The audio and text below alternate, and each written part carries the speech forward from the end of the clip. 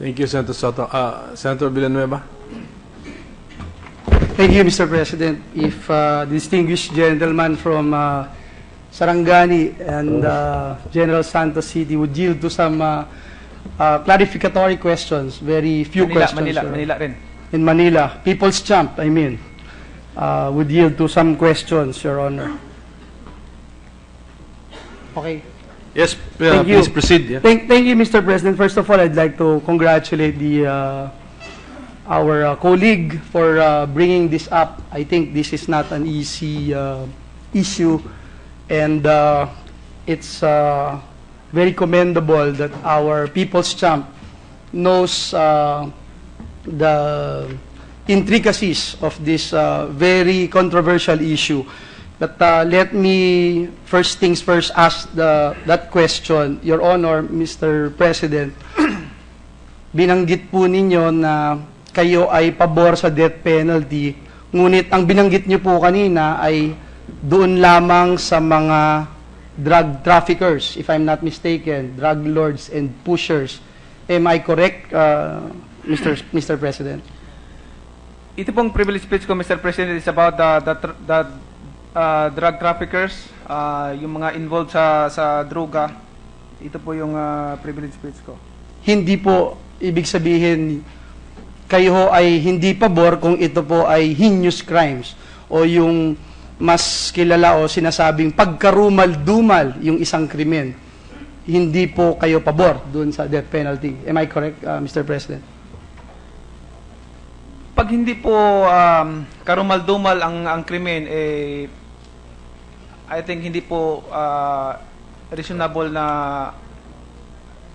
magkaroon ng death penalty. So, meaning to say, Mr. President, kunyari po, dun po sa privilege speech nyo, if I'm not mistaken, binanggit nyo po yung tatay na pinatay yung sariling anak o yung tatay na nanggahasa ng kanyang sariling anak. Ito po ba ay fall under a heinous crime at kayo po ba ay sasang-ayon dito sa representasyon na ito'y isang karumal-dumal na krimen? Ito po ay karumal-dumal at may marami po akong bill na ipinail po dito sa Senado at apat po yan para sa death penalty, pero ito lang po muna inuna ko yung sa drug related para po kung may problema man doon sa rape with murder, hindi maapektuhan yung drug traffickers yung na bill ko na ipinail. Salamat po, Mr. President. At gusto ko rin sabihin for the record that this representation would like to participate actively in the discussion of this particular issue. On another note, Mr. President, Your Honor, dun po sa kaisipan o doon sa mga binabanggit na schools of thought, for example, Mr. President, distinguished colleague, our People's Champ, yung pong pananaw na ang isang nagkasala ay binibigyan mo ng easy way out kung bibigyan mo o papatungan mo, paparatangan mo ng parusang kamatayan. Ano po ang inyong masasabi dito na sa halip na mag-suffer ng husto at ma-correct yung pong maling ginawa ng isang akusado o palagay na pong yung convicted na, ano pong masasabi nyo dito na ito ba ay pagbibigay ng yung tinatawag na easy way out doon sa isang sangkot dito sa isang karumal-dumal na krimen na ating binabanggit? Ito pong parusa po ay this is a punishment. We're talking about punishment. Punishment sa mga kasalanan. Sabi nga ng Bible, punishment for the wrong that you committed.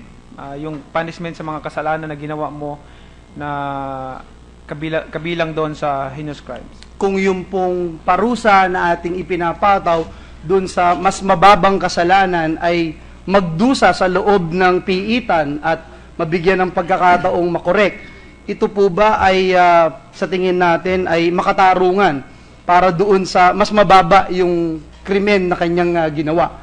So, kaya ko po ito'y tinatanong, Mr. President, distinguished colleague, is to ensure na talagang hindi ito way out para doon sa mga gumawa ng mga karumal-dumal na kasalanan. But let me just go on and say for the record also, Mr. President, that a lot of drug addicts or yung mga nalululon sa masamang bisyo, sa illegal na droga, ay dahil pag nai-interview po sila, dahil kulang yung oportunidad, kulang yung trabaho, walang masyadong oportunidad para sila ay magkaroon ng magandang buhay at magandang kinabukasan. Kaya nga po, kaisa po ako ng ating People's Champ para isulong yung mga makabuluhang programa ng ating pamahalaan, magpasa ng mga batas na magbigay ng mga oportunidad para magkaroon ng magandang buhay ang ating mga kababayan. Ngunit, ang gusto kong itanong, Mr. President and distinguished colleague, kung nakikita po ba natin na napakahalaga muna na dapat i-strengthen natin muna yung judicial system natin bago tayo tumalon at i-push itong batas para dito sa kaparusahan ng kamatayan? Isa po yan sa isusulong din natin na suportahan ang ating judicial system at gusto ko lang po kasing linawin sa ating lahat no na itong batas na ipapasa natin, we are not judging people individually. We are passing putting the law into the authorities, the government. Pag ang government nagparusa, hindi yan individually. Kumbaga, that's approved by God. That's what the Bible says.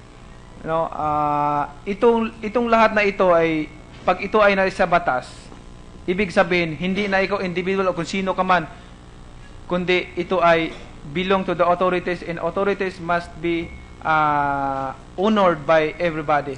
Salamat, Pastor Manny, at hindi po ako magsasalita more about the Bible, but I believe yung binabanggit po ninyo at kino-quote ninyong verses ay akin din pong ini-embrace.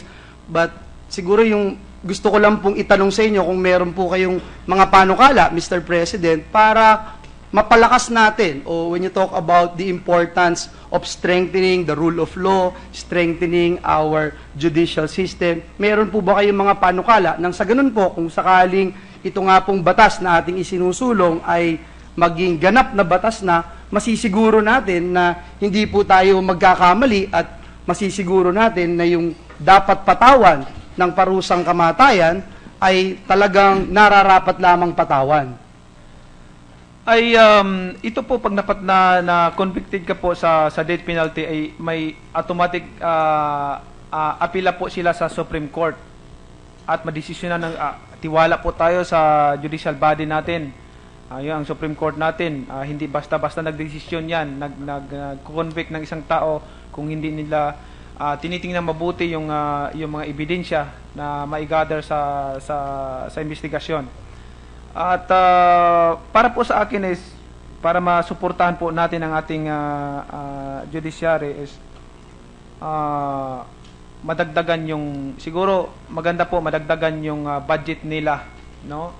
Madagdagan at para maiayos ng mabuti yung judicial system natin.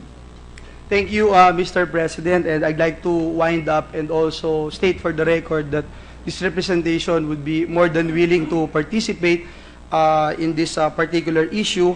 I don't want to make any radical decision right now. I am open to the reimposition of death penalty. I believe that it would be deterrent only if we will be able to show our people that we have actually strengthened the judicial system of this nation and that we are all embracing the strengthening of the rule of law in our beloved country, because I believe that it is not just the magnitude of penalty that is at stake here, but the likelihood of getting caught and being caught at the same time. So again, I'd like to congratulate and thank my distinguished colleague, my distinguished brother in Christ, our People's Champ, for entertaining these questions. Thank you and God bless. Thank you, Senator Villanueva.